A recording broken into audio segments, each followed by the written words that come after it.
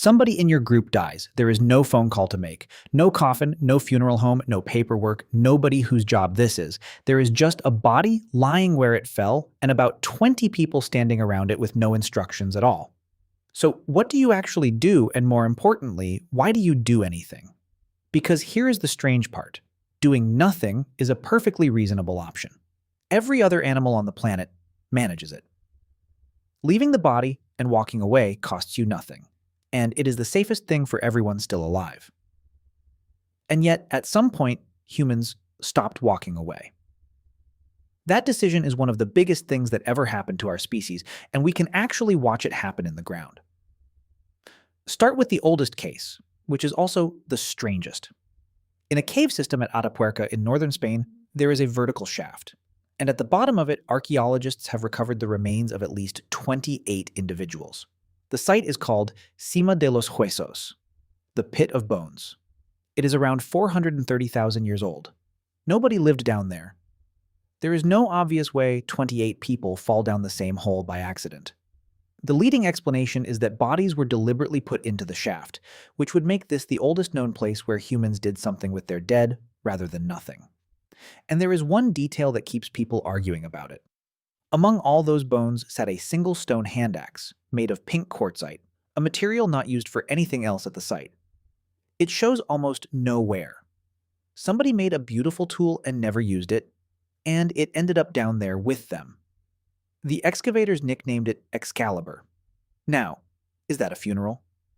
Honestly, we do not know. And I want to be straight with you because this is a field where confident stories get published and then quietly fall apart. The most famous example is the flower burial. In the 1960s, at Shanidar Cave in Iraq, a Neanderthal skeleton was found with unusual clumps of pollen in the soil around it. The interpretation was irresistible. Somebody had laid flowers on a grave 60,000 years ago. It went into every textbook. Then people checked. A likely source turned up. A burrowing rodent that stuffs its nests with flower heads and tunnels right through those layers. The flowers may have had nothing to do with grief at all, but here is what did survive the scrutiny. When teams went back to Shanidar between 2014 and 2020, they found more bodies, in the same spot, in the same position, against the same rock. Whatever the flowers were, people were repeatedly bringing their dead to one specific place. The ritual is real, even if the bouquet is not. And there is a second Neanderthal case that held up even better. In 1908, a skeleton was found at La Chapelle-aux-Saints in France, lying in a shallow depression. For a century, people argued about whether that hollow was dug or natural. So between 2011 and 2014, a team went back and excavated the site again with modern methods. Their conclusion was that the pit was dug and that the bones were covered quickly because they show almost none of the weathering and animal damage you would expect on a body left in the open. The same fight is happening right now over Homo naledi, a small-brained relative found deep inside a South African cave system. The excavation team argues the bodies were carried into a chamber that is genuinely hard to reach. Other researchers are not convinced and want better evidence. That argument is not settled, and anybody who tells you it is selling something. So if you want proof that is impossible to argue with, you have to go to Russia. The site is Sungir, about 34,000 years old. 2 children were buried head to head, and laid out with them were roughly 10,000 beads carved from mammoth ivory. Somebody measured how long it takes to make one bead with the tools available. The estimates come out around 45 minutes each. Do the arithmetic. That is thousands of hours of skilled work put into the ground for 2 children who are not going to use any of it. Nobody does that by accident. That is not disposal. That is a society spending an enormous amount of its wealth on the dead. And once you know what to look for, it shows up everywhere. Red ochre appears again and again, ground into powder and scattered over bodies, at sites over 100,000 years old. It is the earliest cosmetic in the human record, and we mostly find it on people who are past caring how they look.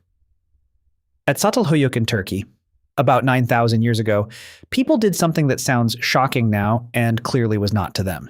They buried their dead inside the house, under the floor, often directly beneath the sleeping platform. You slept above your grandmother. The dead did not leave the family, they just moved downstairs. At Göbekli Tepe, researchers found human skulls carved with deep, deliberate grooves, apparently prepared to be displayed or hung. Not damaged, worked. And in Goff's Cave in England, Around 14,700 years ago, human remains were carefully cleaned and shaped into cups. Whatever that meant, it was skilled, and it was intentional, and it was done to people who were probably known personally to the people doing it. There is also fire. At Lake Mungo in Australia, a woman's remains were burned, crushed, and burned again, about 40,000 years ago. It is the oldest known cremation anywhere. On the other side of the planet, roughly at the same time, someone decided the answer was fire rather than earth. So why does any of this happen at all? The feeling underneath it is clearly older than the ritual. Elephants return to the bones of their dead and touch them with their trunks. Chimpanzee mothers carry a dead infant for days, sometimes weeks, grooming it long after it is obviously gone.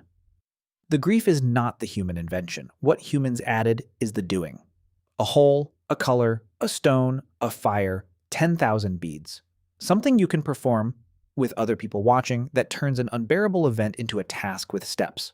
And that is why the dead matter so much to archaeology. A grave is the one place where ancient people deliberately arranged things to mean something. Almost everything else we find was dropped, lost, or thrown away.